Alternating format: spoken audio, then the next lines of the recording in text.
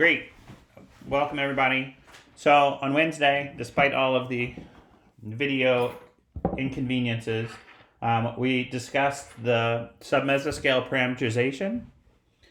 And today I wanted to have one more point about the submesoscale parameterization, which wasn't sufficiently clearly made, which is that it depends on it predicts a stream function, not a diffusivity. And that's an oddity of the way that both mesoscale and submesoscale eddies are parametrized. And I wanted to spend a few minutes talking about what it means to predict a stream function instead of predicting a diffusivity, or to predict both a stream function and a diffusivity. And it comes down to the way that the tracers are oriented and the way that the fluxes are oriented versus the mean tracers. So let me first, looking at the slides, let me present.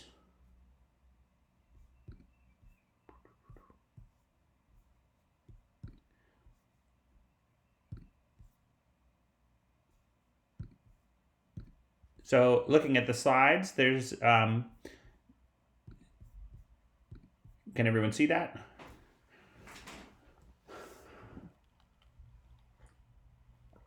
So last time we talked about how the key factors in the scaling law for W prime B prime, so the buoyancy flux, we talked about the fact that what the eddies are doing is sorting the dense stuff underneath the light stuff. And so that means that whenever B prime is negative, W prime is also negative. So that's positive. Or when B prime is positive, the light stuff is going upward, so W prime is also positive. So W prime B prime is supposed to be positive definite for the extraction of potential energy. And through both the scaling laws and the Buckingham pi evaluation that we checked last time, I argue that this should be the key scaling for W prime B prime, that it should go like the mixed layer depth squared over F times the horizontal gradient of buoyancy squared. So this was a series of steps, assuming that the vertical excursions were limited by the mixed layer depth. The horizontal distances had something to do with how steeply sloped the isopycnals were, and then the Coriolis parameter came in to give us the through thinking about the thermal wind relationship, giving us an estimate of the eddy overturning time scale based on the thermal wind of the background of the front itself. And so we didn't look at this picture, but this is a good picture to have in mind. What we had were isopycnals on this front. So here's the dense side and here's the light side. And this is what the isopycnals looked like. So separating the light water from the dense water. And what we discussed was the fact that the fluxes were proportional to the isopycnal slope, so that you could always draw the vectors kind of oriented like this, and as the slope turns down, the fluxes were also going down, and so the displacement in the horizontal direction, the displacement in the vertical direction for these exchange of fluid parcels was related to the instantaneous slope of the overturning stream of that. In time, this front turns over as the dense stuff goes underneath, as the light stuff goes on top. And so you can think of that schematically and also mathematically as being a stream function that's overturning that front. So the flow is going this way at the top, pushing the light stuff on top of the dense stuff on average, not pointwise necessarily, and this way bringing the dense stuff underneath the light stuff. And so this is the idea of how the overturning stream function goes. And mathematically that looks like this, that there's a stream function, which is a pseudo vector. It's crossed into the mean buoyancy gradient, and that gives you the direction of the fluxes, like this. And you can see immediately that these fluxes in this stream function part are perpendicular to the gradient of the buoyancy. So the gradient of the buoyancy is pointing this way, perpendicular, and so this is assuming that the fluxes are actually not sort of related to the isopycnal slope. This is just the part of it where the fluxes are actually directly along the isopycnal slope, which is sometimes called a pure skew flux. The fluxes are skewed in relationship to the gradient by 90 degrees. And so that's how the parameterization works. It's not all of the details you might want to think about. There could also be a diffusive part that goes along with that, and we'll talk about what I mean by that in a second. So if you try and write out a stream function that has this relationship to the fluxes, focusing on the vertical fluxes like this, you find this stream function. So only one horizontal buoyancy gradient. This is the shape function in the vertical that last time we talked about. Looks like the linear instability shape function. Here's the h squared, the same. F is the same. And we put in an efficiency factor, which turns out to be about 6%. So this could be more efficient or less efficient. And trying it under a variety of different circumstances and a lot of different simulations, that seems to be pretty robustly constant rather than variable. This restratification, as you can see here in the schematic, is only up in the mixed layer, because these are the mixed layer eddies, these are the little ones, and this shape function helps you satisfy that. It says that the stream function should only be non-zero in the mixed layer, which we talked phenomenologically last time, kind of how the mixed layer eddies only live in the mixed layer, not below. Okay, what about in the other direction? So we talked about W prime B prime being systematically upward. What happens if you try and evaluate the horizontal fluxes? Well, if you go back to this formula up here and you think, what gives me a horizontal flux? This stream function is pure horizontal because it's crossed against the vertical direction. But there is still a horizontal component. And look, it goes like a blended product of the stratification in the vertical times the horizontal buoyancy gradient. So this is a different scaling for the horizontal fluxes than the vertical fluxes. Because each of these independently work in this problem, that's why we were confident that a stream function was the right way to think about it. So let me switch over to the board, and we'll talk a little bit about how you might have a stream function and diffusivity and how those would differ.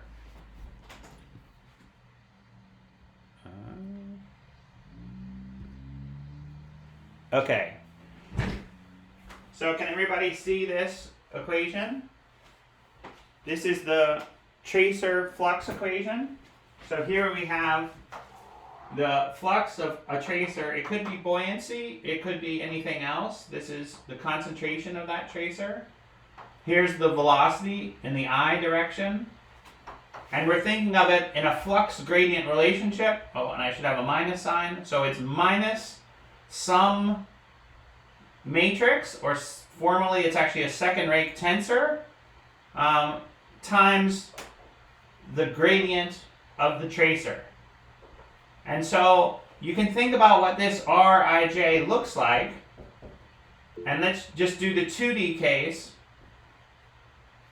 If it had an antisymmetric part, like this,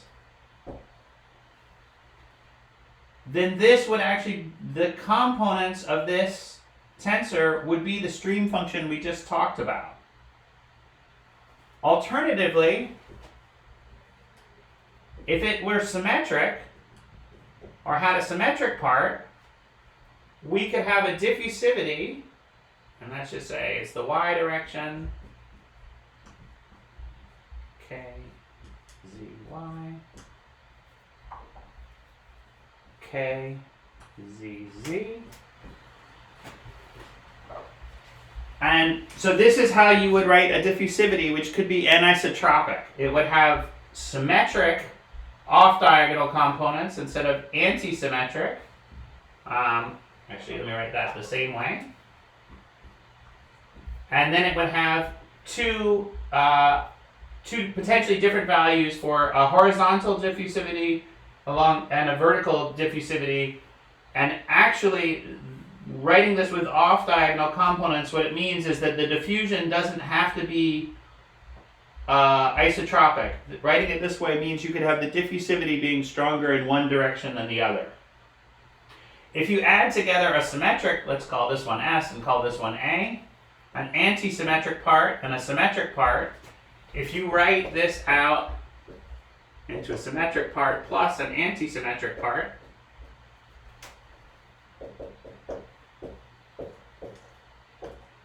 like this, you can write any Rij you like in terms of a symmetric part, which is just Rij plus Rji over 2, and an anti-symmetric part, which is Rij minus Rij over 2.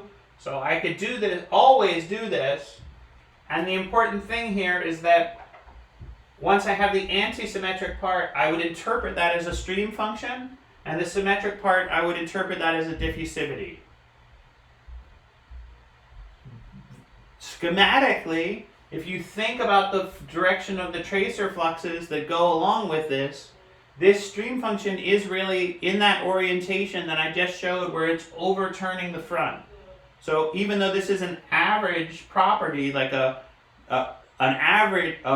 imposed parameterization of a velocity or a stream function, it appears in the tracer fluxes in this form. And the diffusivity doesn't have to be in the same direction as the tracer gradient here, because, as I said, it's an anisotropic diffusivity, so it could be stronger in one direction than another, but it has a different symmetry in this relationship than the anti-symmetric part does. So let me explain one more piece that's helpful to think about, because this is kind of... So we have this idea that we could write a tracer flux as a combination of a symmetric part, that's a diffusivity, and an anti-symmetric part, which is an overturning stream function. And there's one more linkage. So you might think of, what is this UI Ci prime? Suppose we take a parcel of fluid and move it conservatively from an initial position to a final position. And in that process, it conserves its tracer concentration that it had over here, and then it finds itself over here later. If there was a background gradient of tracer, that would be an anomaly versus the background gradient. So we could say that C prime would be proportional to, or equal to even, the displacement dotted into the gradient of that background tracer field. If that makes sense to everybody. So, depending on how far I move and how I am oriented relative to this background tracer gradient, that would tell me how big my anomaly is when I get there at the end. And if the background tracer gradient was purely horizontal as I've drawn it here, then it would matter whether I get displaced in the horizontal, but not so much if I displaced in the vertical along the direction of the isoline. So it has to be a dot product between these two. So I hope everyone can see that. But now let's imagine what happens if we plug that into this formula. We find that UIC prime, that would be equal to UI prime U X I X J prime gradient J C bar with a minus sign. Minus sign?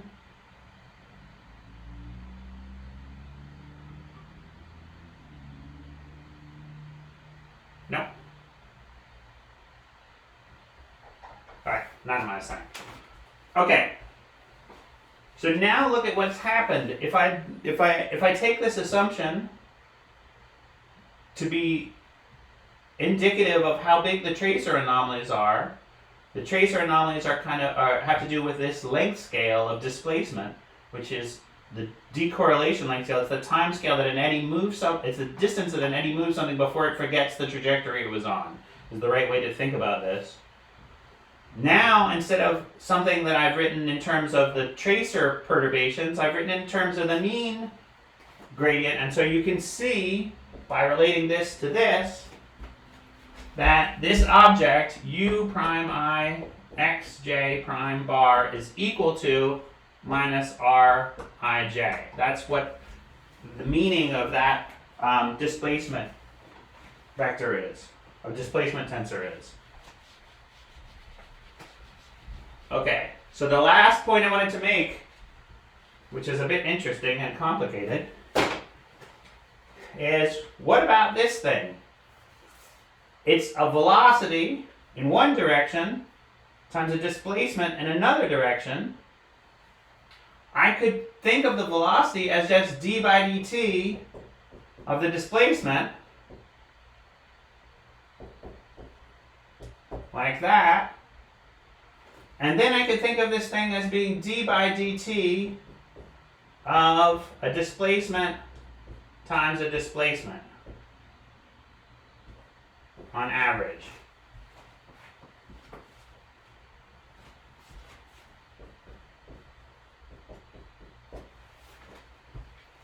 Okay, and here's where things get a little fancy and complicated.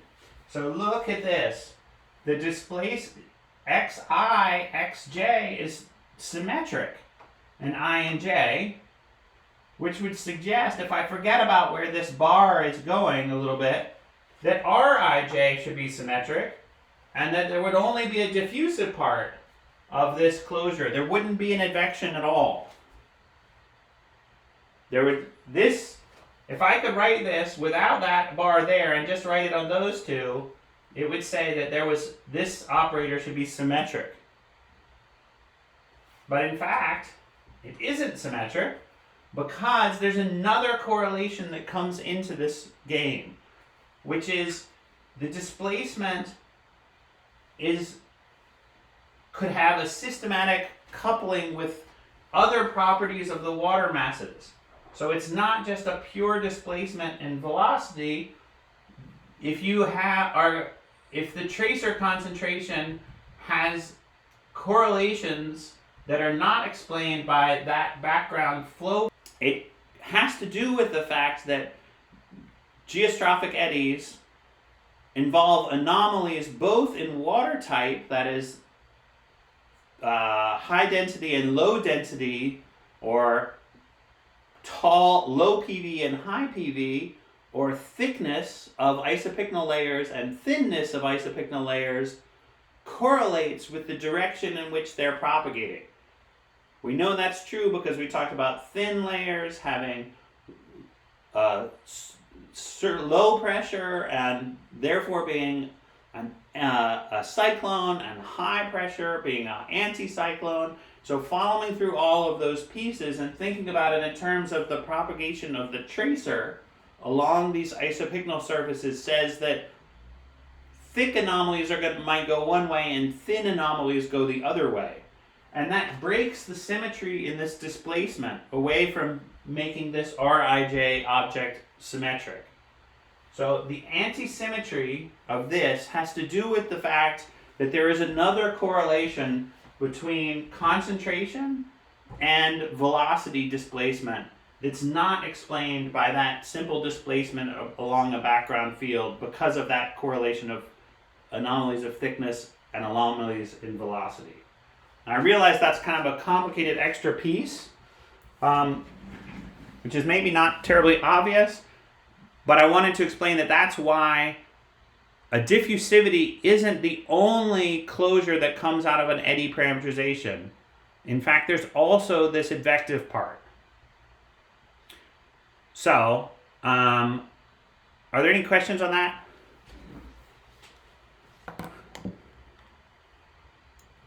I think Akashi has a question in chat.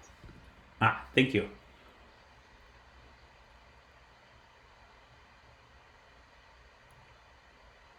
No, I think I understood. You think you understood? So let's go back to the to the slide now. And so this cross product here is saying that the anti-symmetric part of that operator is the part that's leading to this overturning. And that's what gives you this consistently upward and horizontally. So in the vertical direction, this is positive definite. So it always goes up, which is what we wanted it to be, to extract potential energy always. And in the horizontal, here's this complicated operator, and then there's a horizontal thing. But look, there's a minus sign out here, and this is positive definite. That's the n squared. That's buoyancy frequency. So this is really h squared n squared over f. So this is also positive definite. So it's always down the gradient in the horizontal from putting, it's tending to reduce the gradient in the horizontal, and it's in the direction in the vertical so as to increase the stratification, to re-stratify. But what it really is doing is overturning that front and making it tip over like this. So the combination of both the vertical and the horizontal pieces are not independent. They're very intimately linked to each other, and you get this part of it. So we've really been focusing on buoyancy here, but we could think about what this does to salinity and temperature instead. And salinity and temperature might actually not be aligned with buoyancy. We might have some balancing where the salty water was warmer and the colder water was fresher, so that wouldn't have an impact on density. And then we would have to think about the symmetric part of this as well, as the anti-symmetric part. So we'd have to have both the diffusive and the advective part of this closure, if that makes sense to people. Okay. So that's a very rapid tour of a lot of very complicated things.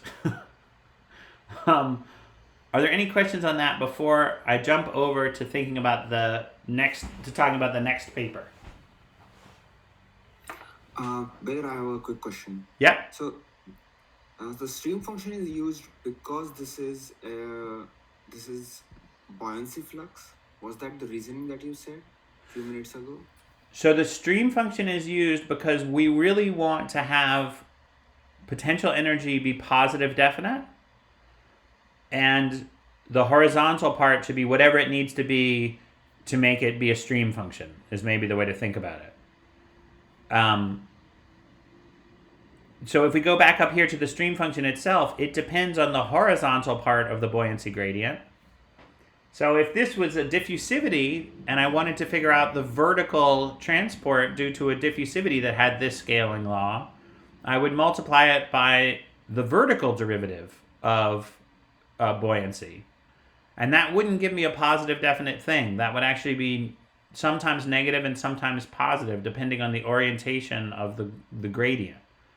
So this extraction of potential energy, this saying that W prime B prime has to always be upward, governs the choice, or governs the fact that we want this to be a stream function, not a diffusivity. Oh yeah, got it. Does that make sense? So I have to have an anti-symmetric, because of the orientation of this scaling, I need an anti-symmetric operator here in order to make this thing always be upward. If it was a diffusivity, it would tend to go, it doesn't have to go down the gradient of buoyancy, but this is one way to make sure that it always is restratifying, is to use a stream function here.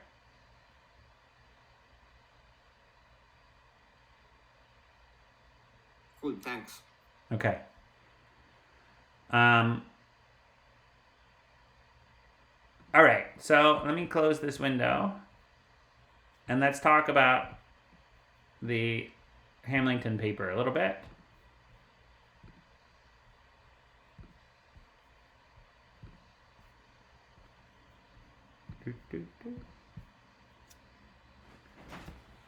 Okay, so, we have this conception of there being a boundary layer with lots of turbulence in it, and now we have the idea that there might be these mixed layer eddies.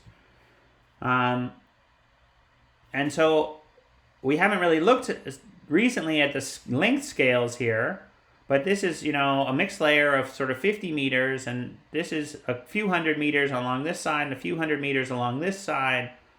So how big were those mixed layer eddies that we were just talking about? They tend to be bigger than this whole domain. They tend to be kind of 1 to 10 kilometers, depending on the other parameters of the problem, like how deep the mixed layer is, how stratified it is, that sort of stuff. We're going to talk next week about GHI's recently submitted paper that talks about how big those eddies are from location to location around the world. But for right now, I just want to point out that it's probably bigger than this domain. So if we wanted to directly rather than indirectly, so you might remember that we had a diurnal cycle on of mixing. That vertical mixing in the diurnal cycle in the mixed layer eddy simulations was totally parametrized. It didn't have any resolved boundary layer turbulence at all. So what would we need to do to get both the boundary layer turbulence and the mixed layer eddies together in the same domain? That was the motivating question for this Hamilton paper.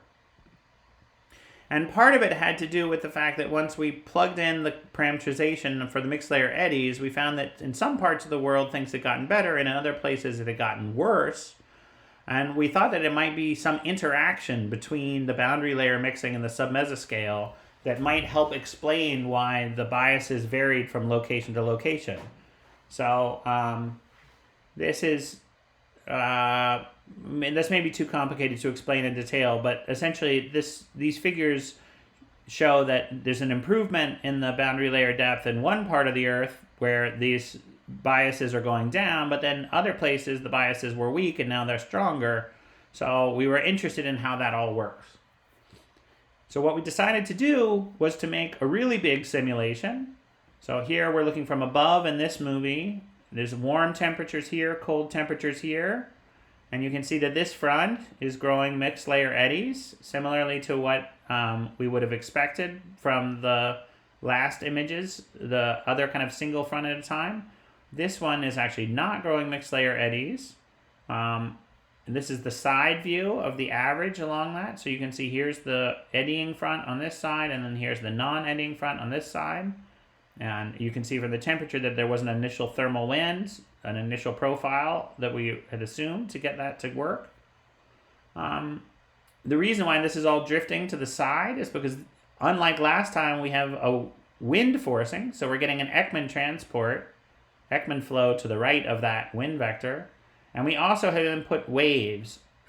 Sometimes yes and sometimes no. We turn them on and off in different parts of this paper. So we'd have either Langmuir turbulence or non-Langmuir turbulence.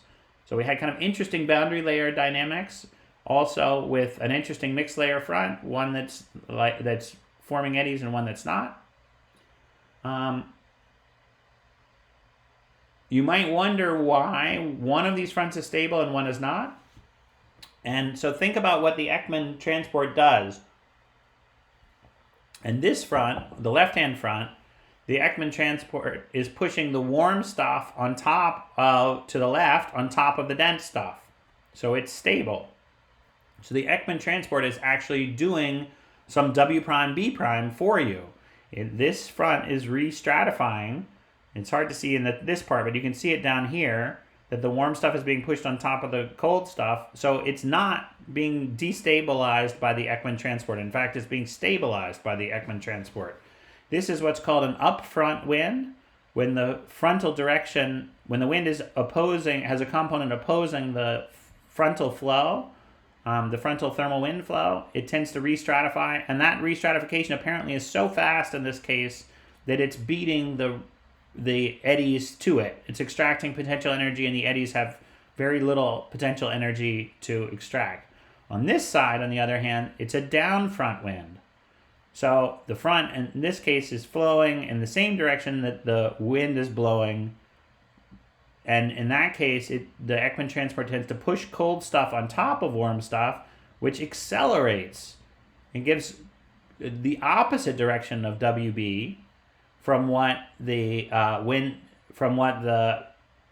mixed layer eddies would do. So the mixed layer eddies are actually energized. They're in competition with the wind to try and re-stratify this front, while the winds are tending to overturn this front the other direction and put cold stuff on top of warm stuff.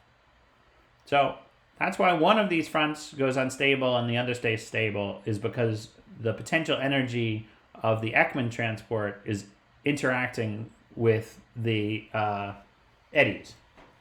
Okay, so that's the submesoscale story here. What about the boundary layer turbulence here? So unlike the previous simulations that I showed, which were relatively inexpensive, so we could run a few hundred of them to understand the scaling laws, these simulations are extremely expensive. We ran this at very high resolution so as to directly resolve the boundary layer turbulence. So it's a 20-kilometer domain, so about 10 times bigger than that domain we just saw, about the same vertical scale, but we ran it at 5-meter horizontal resolution, so 4096 by 4096 by 128. This is a really big calculation. This is about 1,000 times more grid points than a typical climate model has to represent the whole Earth. So we're using 1,000 times more grid points to run just a 20 kilometer by 20 kilometer by 100 meter domain. And the reason why is we want to go very deep and resolve the boundary layer turbulence at the small scale at the same time as the large scale turbulence. So you might say, why don't we see the boundary layer turbulence in this temperature field? It's because we're so zoomed out here that it's down on the kind of pixel scale. So here's the description. So we're interacting in the Langmuir, so the boundary layer turbulence interacting with the submesoscale. It's a multiscale frontal spin down. So if the fronts are spinning down and forming these eddies, their potential energy being extracted by the winds and also by the eddies, the submesoscale eddies, and then the turbulence. Here's the power spectrum right near the surface and kind of midway through the mixed layer. And so what you see is in the horizontal out here, there is a kind of a power spectrum. That's exactly the power spectrum that we were expecting to see. So this is U and V in blue and green, and density in red, or temperature in red. And so you see, this looks like a two-dimensional quasi-geostrophic flow. There's a power law in the horizontal velocities. There's a power law in the temperature. And that's true below. And this is, these slopes are pretty similar. So these are the submesoscale eddies up here at large scale in both. And they scale at approximately a k to the minus 2, which is a little shallower than we would expect for the QG limit, which we can discuss later if people want to. We'll get to that kind of power law thinking a lot next week. And then at this gray bar, this denotes where the boundary layer turbulence comes in.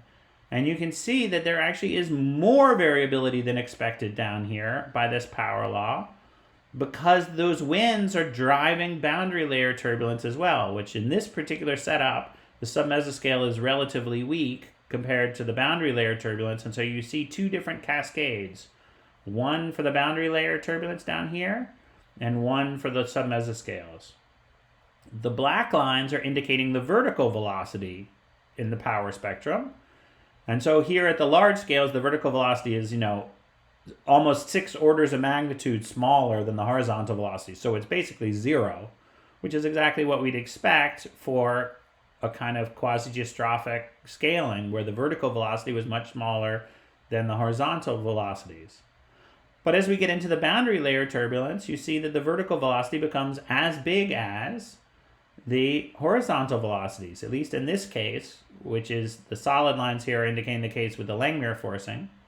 And at mid-depth, look, all of the vertical velocity comes up. It meets the horizontal velocities here at about the 1/10 of a radian per meter. So this is the kind of 100-meter scale eddy, boundary layer turbulence. And from then on, it's isotropic, where U and V and W have the same power law slope. So what this is showing is we're seeing submesoscale, horizontally dominant matched with temperature dominant eddies on these scales, and then down here we're seeing boundary layer turbulence, which is isotropic in 3D. So this is isotropic in 2D. U and V have the same statistics. This is isotropic in 3D. U, V, and W have the same statistics. So the game here is to ask whether these two scales, the small scale stuff and the big scale stuff, interact or compete, or what are they doing? And our basic sense is that these large scale features should be re-stratifying. They're systematically sorting so that the vertical velocity and the temperature are doing W prime, B prime upward. And then these small scale features are converting that wind and wave input energy into vertical mixing. So these should be de-stratifying, mixing, and these should be re-stratifying. So maybe there's a competition or a balance between those two. That was what we set this simulation up to try and get at. Does that make sense to everyone? Let me see if there are any comments. Let me go back over and look. Nope. Okay. So I said, why didn't we see the boundary layer turbulence? And it's really because we were zoomed out too much. So if we take these small 1 by 1 kilometer boxes and zoom in on them in various regions, we see flows like this in different places. You can see that there are actually, so this is again coloring where the vertical velocity is large and showing temperature is shown in the colors. So depending on where in the domain we are, we might see fronts and we might see Langmuir cells. This is the one we've examined before. This is a very strong frontal feature with Langmuir cells to either side. But you can see some of the fronts sometimes the fronts are weaker, sometimes the fronts are stronger. And there are Langmuir cells everywhere. And so there's a diversity within this domain, but you have to zoom in by about a factor of 10 before you can see it. And the time scales are also separated. These boundary layer turbulence is overturning on a time scale of maybe an hour, and the submesoscale eddies are overturning on time scales of maybe a day. So this is really, there are two scales of motion going on at the same time in this one simulation, because we have enough grid points to resolve both the large scale eddies and the small scale turbulence at the same time. So how do the turbulent statistics work out? Remember, you might want to say, well, what are things like U prime, W prime? So that's the vertical transport of the horizontal momentum. And we could do it in the case with the shear, so the case with the Stokes forcing turned on, or the case with no Stokes forcing. And you can see that when you do turn on the waves for the Stokes forcing, you get bigger U prime, W prime. That's no surprise at all.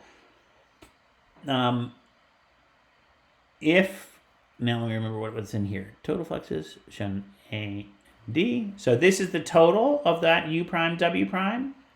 And so when the waves are on, because of that Stokes shear force that we talked about on Monday, you get more vertical mixing. There's faster vertical mixing in the case with the Stokes forces than in the case without the Stokes forces. So the boundary layer turbulence is sensitive to the forcing.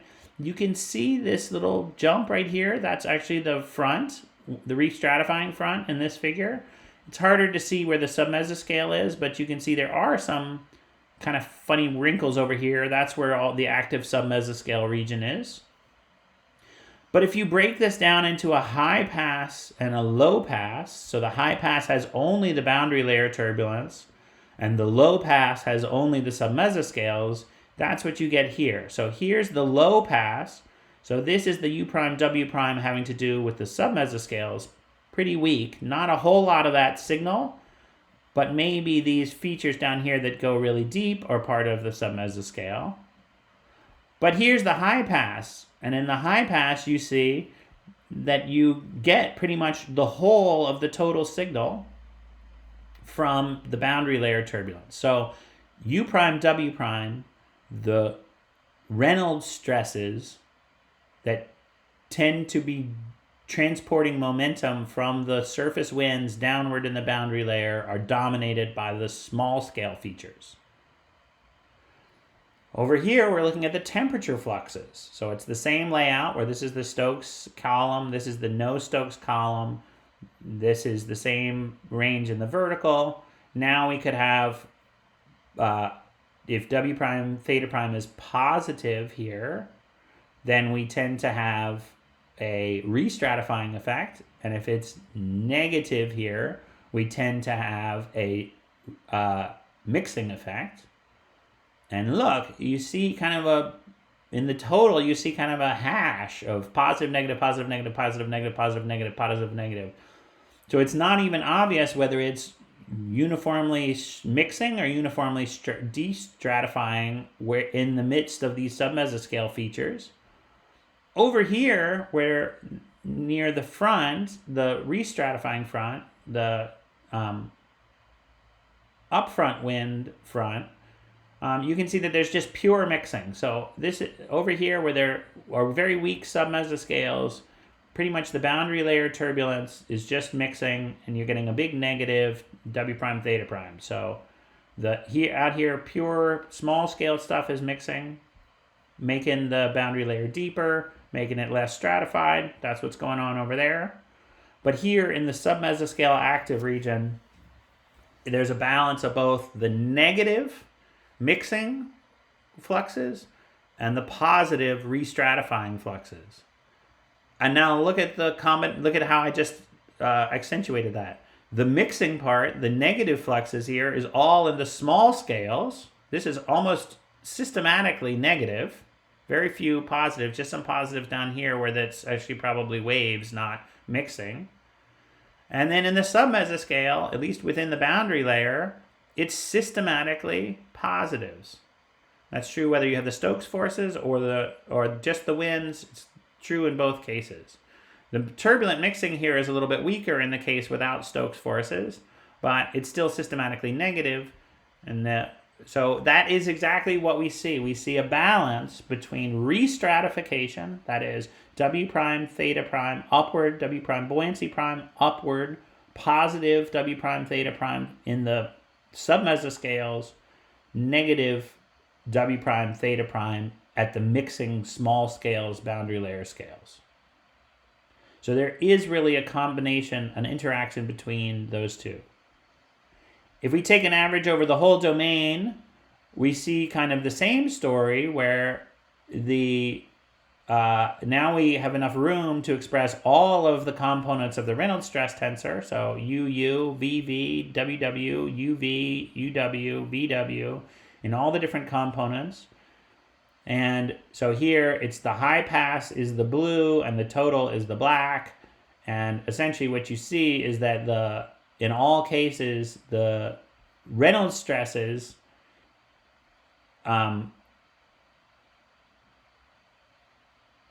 the Reynolds stresses, so down in this, the UW, UV seems to be where this is a good one to look at. So in this case, this is the vertical transport this is the same figure we just showed. So the high pass, the small scale turbulence, in both the Stokes and no Stokes case, pretty much explains the total.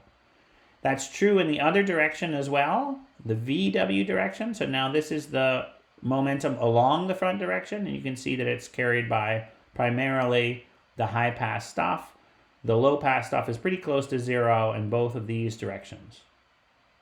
However, the U prime, V prime, that's the transport of horizontal momentum in the horizontal direction, has a more complicated signal where it's sometimes dominated by the small scale turbulence right near the surface, only when Stokes drift is on.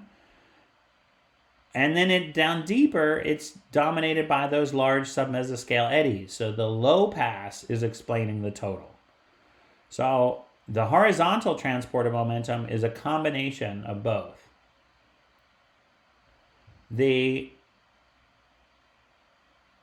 So the Reynolds stresses in the vertical direction are looking like they're coming from the vertical transport of horizontal momentum is looking like small scale. The horizontal transport of horizontal momentum is both small scale and large scale, depending on what depth you're at.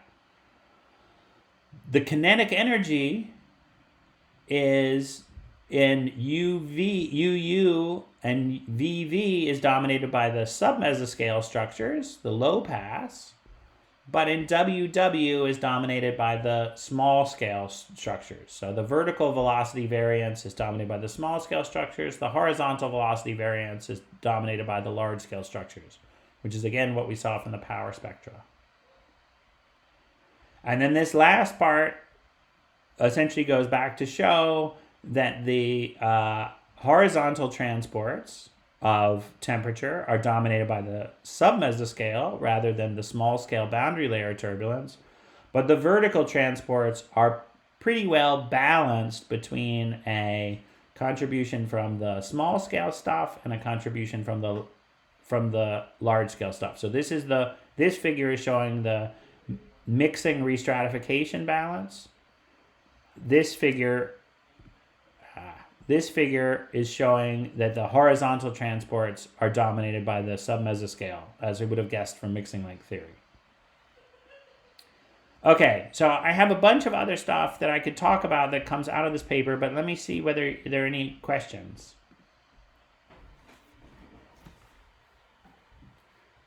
Does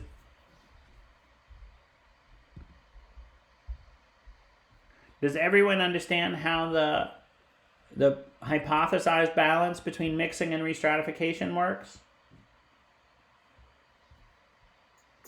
Sorry, I'm a little confused. So it seems the boundary turbulence here gives a negative temperature flux, which destabilizes the profile.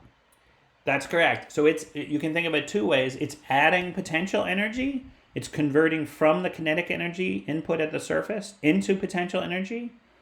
It is mixing. It's taking the warmer stuff near the surface and pushing it downward, and taking the colder stuff near the base of the mixed layer and bringing it upward. It's homogenizing. So it's the buoyancy destruction limit of that Wingard talks about. So there's shear production and buoyancy destruction in the small scales. Alternatively, the submesoscale is extracting potential energy when there is potential energy to be extracted in the fronts. And so it's sorting the warm stuff, light stuff upward and the dense stuff downward. So it's restratifying while the 3D turbulence is mixing. So they're in competition with each other in the vertical temperature fluxes. But from the paper on Wednesday, it seems the mixed layer turbulence also restratifies the profile. No, so this is exactly the point. The mixed layer turbulence, the submesoscale mixed layer turbulence restratifies. The small scale boundary layer turbulence mixes. So it is destratifying. Okay.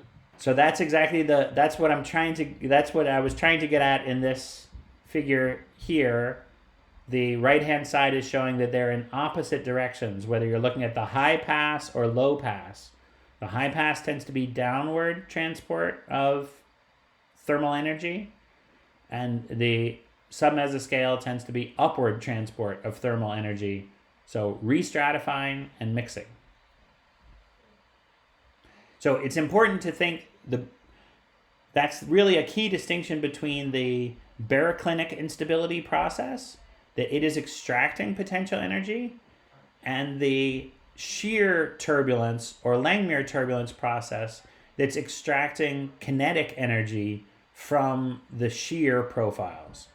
So they have opposing effects in the buoyancy production.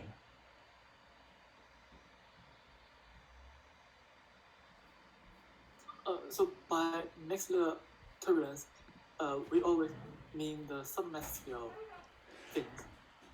No, so we mean both. That's unfortunately the difficult naming that I was talking about last time. The mixed layer eddies. By mixed layer eddies, we meant specifically the submesoscale features. So using eddies to represent submesoscales, But mixed layer turbulence, you can think of that as the 3D turbulence. So there is, and it's confusing because the submesoscale is definitely a turbulent kind of phenomenon, but it's really a 2D turbulence or quasi-dystrophic type of turbulence, whereas the 3D turbulence also has features you might want to call eddies. It's got plumes and eddies and things that are within the 3D small scale isotropic turbulence. What really, the key distinguishing agent between them is whether they are creating or destroying potential energy. How they interact in the potential energy budget is really different. And then the other key distinction is whether they're at a Rossby number of order 1 or a Rossby number of maybe 1,000. So the small scale turbulence here is essentially non-rotating. It has velocities that are much large, or vorticities, I should say, that are much larger than the Coriolis parameter. The submesoscale is at a Rossby number of order 1 because it's at larger scales. So those two pieces you have to kind of hold together. So all of them are really mixed layer turbulence.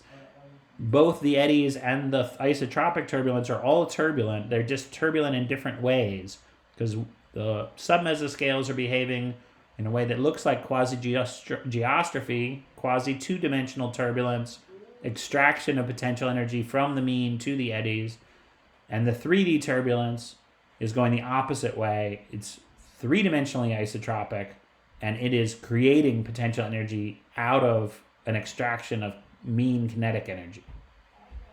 Okay, thank you. Does that make sense to everyone, sort of? So you can see why it took so long to get all the pieces of theory in place to get to where we wanted to get to have this conversation. So on Monday's discussion, we talked about the isotropic turbulence, the Langmuir turbulence, and where it's getting its energy from, which could be cooling at the surface, or it could be winds and waves at the surface. But in all cases, has a mixing style effect, whereas the submesoscale behaves like a quasi-geostrophic or geostrophic turbulence. It has thermal wind balance importantly related. It's constrained. The Rossby number is order 1, and it is extracting potential energy and creating kinetic energy, primarily horizontal kinetic energy, out of the potential energy. Okay, so we'll keep talking about this next week. And the homework is due on Monday, everybody, and then we're going to do one more pass of peer reviews. I'll have the key back out on Monday so everybody can take a look. On Monday, we're going to talk about a paper that Abby from my group submitted recently, and that shows one of the confusing aspects of how we try to bring together our quasi-geostrophic theory, which is so intimately related to potential vorticity, together with the three-dimensional turbulence. And we'll see that there's a complication in even interpreting the potential vorticity in the three-dimensional turbulence case. So hopefully that will try and continue to solidify the distinctions between the submesoscale vorticity dynamics and the three-dimensional turbulence 3D turbulence dynamics.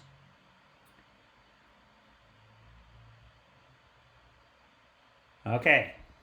Thanks very much, everybody. And I've been uploading the slides and trying to keep up to date with the Google Calendar invite. So there's more information there. And of course, people can take a look at these papers. And I'm hoping that a lot of you are drawing on these papers or related topics for your final project. So hopefully this review or this conversation will help inspire you to solidify those remaining pieces of that story for your final project. Okay, thanks everybody. Thank you. Bye. Thank you. Thank you. you.